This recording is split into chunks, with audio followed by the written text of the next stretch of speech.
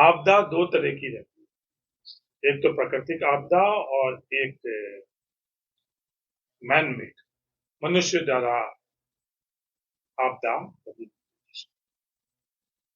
बालोतरा जिला और हमारे धार में आज दोनों आपदा हमारे दरवाजे पर है और कुछ संदर्भ में तो हमारे घर में घुस चुकी, हाथ में घुस चुकी। जो मानव से बनी हुई आपदा है उसका मुकाबला करने का अलग रणनीति रहती है, प्राकृतिक आपदा की रणनीति अलग। आज बालोतरा में प्राकृतिक आपदा भी हम लोगों के सामने है। लूनी नदी आज जो आ चुकी है, इस लूनी नदी के अंदर जब भी लूनी नदी आती है तो हमारे परिवार, आपके परिवार के लोग पानी में डूबकर उनकी मृत्यु होती है। तो भविष्य में ये दुर्घटनाएं और घटित नहीं हुई, ये हम सब लोगों को शुक्रवार। बालोता जिला और धार में कई ऐसे गड्ढे हैं, उन गड्ढे में पानी भरने के कारण हमारे जो स्थानीय लोग हैं, क्योंकि इस धार के अंदर पानी की बहुत कमी रहती है, तो हमारे बच्चे और हम लोग तैरना नहीं जानते और उस पानी में जब उतरते हैं उससे दुर्घटना होकर और हम लोगों के परिवार में मृत्यु भी हर वर्ष होती है। तो इन दोनों प्राकृतिक आपदा के संदर्भ में हमारे को आज जिला प्रशासन बालोता, जिला कलेक्टर की अध्यक्षता में भी आपदा बैठक थी, वहां भी हम लोगों ने इस बात की चर्चा की। दूसरी आपदा है जो इंसान द्वारा, आज डोली के अंदर जो आपदा है वो इंसानों द्वारा सर्जित आपदा। हर साल ये बढ़ती ही जाए, इसका हल निकालने की जगह इसके ऊपर अलग अलग तरह से जो सरकार में बैठे हुए लोग हैं और प्रशासन के अंदर बैठे हुए लोग, उनका जो आचरण है वो संवेदनहीनता दिखा है। पिछले साल भी जब यहाँ जो आए थे मंत्री और अधिकारी, जो उनकी भाषा थी उससे ही समझ में आ गया था कि लोगों को कि इस समस्या को वो कितनी गंभीरता से लेते हैं। और आज दुर्भाग्य है हमारे यहाँ का, जब दुनिया के बीच में बालोतरा जिले के संदर्भ में कल जो वीडियो ने आदेश निकाला, उसकी भाषा आज सिर्फ वीडियो तक ही नहीं, आज हमारी थार को बालोतरा जिला के संदर्भ में भी जब इस तरह के फैसले होते हैं तो हम लोगों के लिए बहुत शर्मनाक। इस तरह की भाषा का उपयोग एक प्रशासनिक कर्मचारी करेगा, ये कभी कल्पना ही नहीं कर सकते। ये मूल समस्या का जड़ क्या है? इनको जो काम करना है, सरकार को जो काम करना है वो कर नहीं रहे। जो सरकारी कर्मचारी है जिनको जो काम करना, आज ये प्रदूषण के संदर्भ में ये बहुत बड़ी समस्या है। पर जिस दिन प्रदूषण विभाग के कर्मचारी ने बालोतरा के अंदर जो भाषा का उपयोग करा, उस दिन ही हम लोगों को समझ में आ गया कि उस कर्मचारी की भाषा इस समस्याओं को हल करने के लिए श्रीमान तंवर जी का उस दिशा में नहीं है, पर उसका अहंकार और जो उसको एक प्रशासनिक अधिकारी के तौर पर उसको ये इजाजत नहीं देता है, तो उसका कर देता है, वो अपने आप में ही वो दिशा अपने आप ही तय करता है, जिससे आज हम लोगों के घर के अंदर इतनी बड़ी समस्या आ चुकी। आज हमारे सामने ये बड़ी चुनौती है कि इस तरह की जो चाहे वीडियो की तरफ से हो या तो ये प्रदूषण विभाग के कर्मचारियों की तरफ से, क्या इस तरह का भाषा का उपयोग होना चाहिए या नहीं होना चाहिए। और जो मूल कारण है इस समस्या का, वो मूल कारण इसी ही है, जो आचरण है, सोच है, भाषा है, उसी के कारण ही आज स्कूल के संदर्भ में झालावाड़ के अंदर दुर्घटना हुई, उसके बावजूद भी जो शिक्षा मंत्री जी को आगे बढ़कर और निर्णय लेना था, फैसला लेना था, और उन्होंने उसकी जगह जो भाषा का उपयोग कर किया कि हर स्कूल का रिपेयरिंग में एकदम नहीं करवा सकता हूं, तो ये जो लाचारी दिखा रहे हैं, ये लाचारी हमारे भविष्य के लिए ठीक नहीं है। ये संदेश देना चाह रहे हैं शिक्षा मंत्री के तौर पर कि आप बच्चों आपके स्कूल में सुरक्षित नहीं है, हम सुरक्षित नहीं रख सकते। शिक्षा मंत्री और मुख्यमंत्री जी को आगे बढ़कर और ये फैसला करने चाहिए जिसे संदेश हर राजस्थान के विद्यार्थी में आए कि नहीं, आपकी सुरक्षा की जिम्मेवारी हम लोग। जो कल जैसलमेर के अंदर दुर्घटना घटित हुई, वो तो हदें ही पार कर गई। आज तक हम लोगों का ये सोच था, हम लोग ये कहते थे कि सरकार हमारी नहीं मानती, पर ये उदाहरण उन्होंने प्रस्तुत किया, राजस्थान सरकार केंद्र सरकार की भी नहीं मानती, चाहे वो एक दल की क्यों नहीं हुई। राजस्थान सरकार केंद्र सरकार की नहीं मानती, केंद्र सरकार की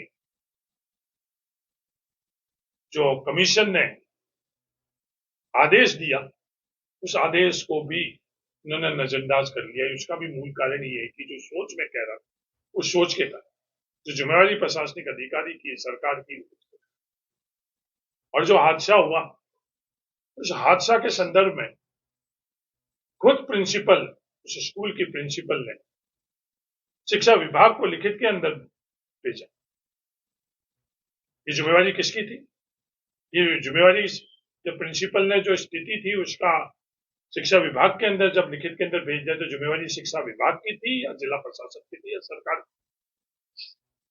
तो सिर्फ ये दिखाने के लिए कि हाँ कुछ कर रहे हैं, जिस प्रिंसिपल ने अपना खुद की कर्तव्य निभाया उसके खिलाफ एक कार्रवाई करी, और जो जिम्मेवार है, चाहे शिक्षा मंत्री हो, मुख्यमंत्री हो या अधिकारी हो, बड़े अधिकारी, कि एक दफे जो इतने बड़ी दुर्घटना हुई और उसके बाद में वापस दुर्घटना हुई, तो इन दुर्घटनाओं के ऊपर हम लोग किसी भी प्रकार का विवाद नहीं करना चाहते। आज हम लोगों के साथ जिम्मेवारी है कि हम लोग मिलकर और जो समस्या उसको जाने और समाधान की दिशा में हम लोग करें, क्योंकि हमारी विचारधारा ही जब स्कूल के बिल्डिंग के संदर्भ के अंदर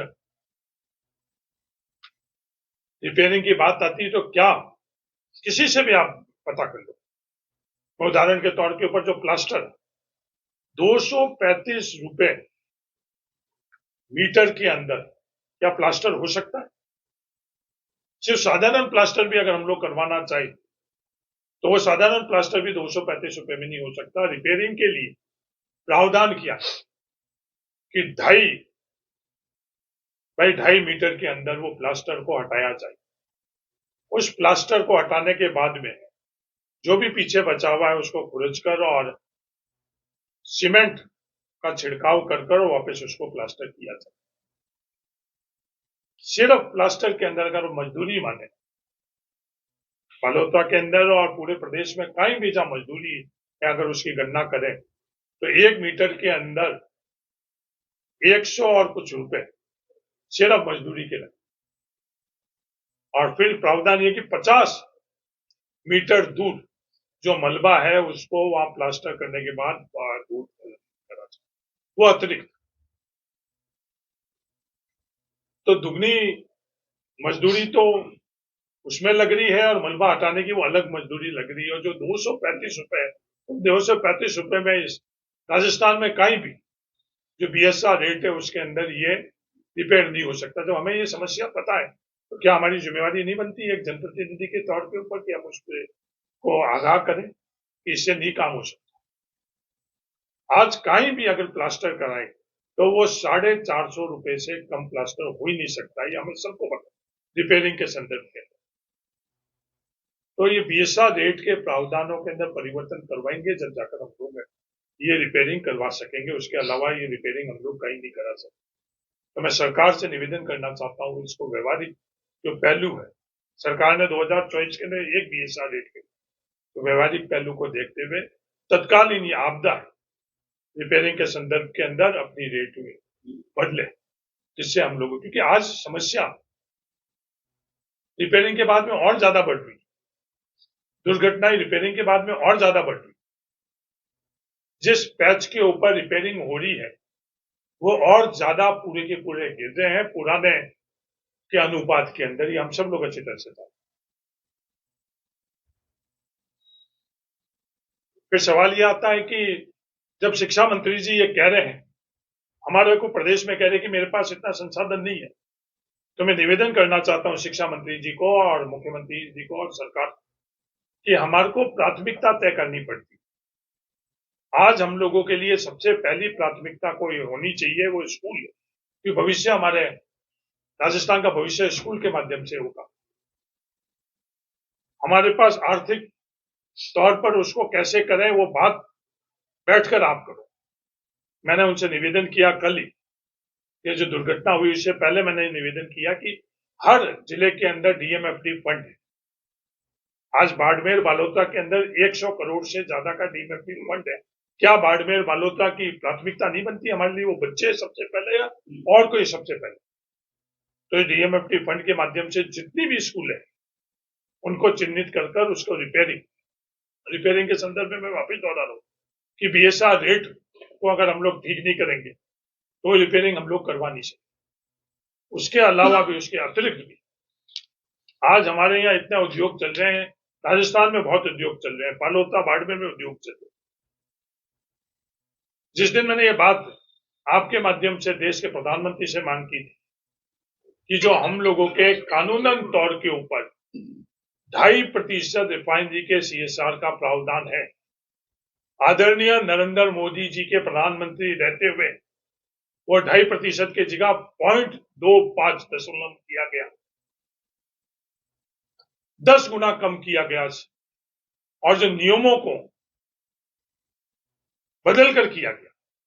सिर्फ रिफाइनरी के संदर्भ में नरेंद्र मोदी जी इस धार से पता नहीं क्यों, उस वक्त तो लोकसभा का सदस्य भी यहाँ के भारतीय जनता पार्टी को दिया, उसके बावजूद भी यह न्याय। तो सीएसआर के भी हम लोगों के यहाँ फंड बहुत है। क्या सीएसआर का पैसा जिले की इन प्राथमिकता में लगना चाहिए या सीएसआर का पैसा पीएम रिलीफ फंड के अंदर या सीएम के निर्देशित कर वहां लगना चाहिए? सवाल ये। शिक्षा मंत्री जी, आज राजस्थान का जो आर्थिक हम लोगों के पास प्रावधान है उसमें सबसे पहला हमारे राजस्थान के इन बच्चों की आवश्यकता है, तो सीएसआर के माध्यम से भी हम लोग को ये करना चाहिए। इसके अतिरिक्त एमएलए एमपी मध्य के अंदर इसका प्रावधान नहीं था, उसके लिए लगातार हम लोग बात कर रहे हैं। मुझे आशा है कि उसमें भी प्रावधानों को परिवर्तन करेंगे तो एमएलए एमपी फंड से भी हम लोग रिपेयरिंग करवा सकते। आज जब सरकार का ये सोच है तो आज मीडिया परिवार के माध्यम से मेरा आप लोगों के माध्यम से धार के लोगों से निवेदन है कि आप लोग आगे बढ़कर, जब सरकार की तरफ से शिक्षा मंत्री मदन दिलावर जी ने जो हम लोगों को कहा है कि अब मेरे पास वो हाथ खड़े कर चुके हैं, क्योंकि हम लोगों के यहाँ बहुत बड़ी तादाद में इस बालोतरा जहां अपन बैठे हैं, यहाँ करोड़ों रुपए लगाकर भामाशाहों ने बिल्डिंगें बनाई है। जब सरकार अपने हाथ ऊपर कर चुकी है तो समाज से मेरा अपील है कि इन बच्चों के लिए, अपने भविष्य के लिए, इन स्कूलों के मरम्मत के लिए आप योगदान करो। एक राजनीतिक दल के नाते हम लोगों का भी कर्तव्य है, हमारे भी संगठन है, चाहे वो युवक कांग्रेस हो या एनएसयूआई हो, वो प्रत्येक विद्यालय में जाएंगे और जहां भी कमियां देखेंगे उसको एग्जाइज करेंगे और उनके निवासियों के बीच में बैठकर उनको आह्वान करेंगे कि आप भी योगदान करो और हर तरफ से, क्योंकि ये प्राकृतिक आपदा हम लोगों के लिए दुर्घटना के कारण आज सबसे पहली प्राथमिकता बन गई स्कूल, और दूसरी प्राथमिकता है जहां सबसे ज्यादा लोग जाते हैं वो हॉस्पिटल। वो अलग बात है कि गुणवत्ता के संदर्भ में स्कूल की बिल्डिंग अगर कोई पंचायत राज से बनी हुई है और शिक्षा विभाग से बनी हुई है, कोई भी जाकर उसकी तुलना करेगा तो अपना पता चल जाएगी कि कितनी उसकी गुणवत्ता के अंदर कमी है। अस्पतालों की बिल्डिंग के अंदर गुणवत्ता में कितनी कमी है, इसको दूर करने के लिए भी आज समय आ चुका है कि क्या हम लोगों को आवश्यकता है शिक्षा विभाग के माध्यम से हम लोग ये निर्माण करवाएं या मेडिकल के माध्यम से हम लोग ये निर्माण कराएं। निवेदन करना चाहता हूं, राजस्थान का कोई भी व्यक्ति आकर और यहाँ धार में देख ले, हमारे जनप्रतिनिधियों ने जो स्कूल के अंदर जो काम करे है उसकी गुणवत्ता और शिक्षा विभाग और मेडिकल की गुणवत्ता की तुलना करे तो अपने आप ही उनको उत्तर मिल जाएगा। कई गुना हमारे यहाँ पंचायती राज विभाग में हमारे यहाँ के जनप्रतिनिधियों ने अच्छी गुणवत्ता का काम किया है। तो इस गुणवत्ता के संदर्भ में भी अब समय आ चुका, हमको चर्चा कर और बात करनी चाहिए। हम विवाद करने के लिए राजनीति नहीं करते। हमारे संस्कार संस्कृति विवाद करने के लिए, राजनीति के लिए जो करते हैं उनको मुबारक। हम लोगों का दायित्व बन रहा है और उसी दायित्व के निर्माण के लिए मैं और हमारे पूर्व विधायक मदन प्रजापति आज आप लोगों के माध्यम से समाज और सरकार को अपनी बात कह रहे हैं। और मुझे आशा है अगर सरकार ने अपने हाथ ऊपर कर लिए, विविधता हमें दिखा दी है, तो हमारे राजस्थान के जनता भामाशाह आगे आकर और इस प्राकृतिक आपदा का मुकाबला करेंगे, जिस तर्ज पर हमने कोरोना के वक्त में किया, जिस तर्ज पर सुनामी में किया, जिस तर्ज पर अकाल के वक्त के अंदर करते थे, उसी तर्ज पर हम लोग सब मिलकर इस प्राकृतिक आपदा का मुकाबला करें। धन्यवाद। जय हिंद।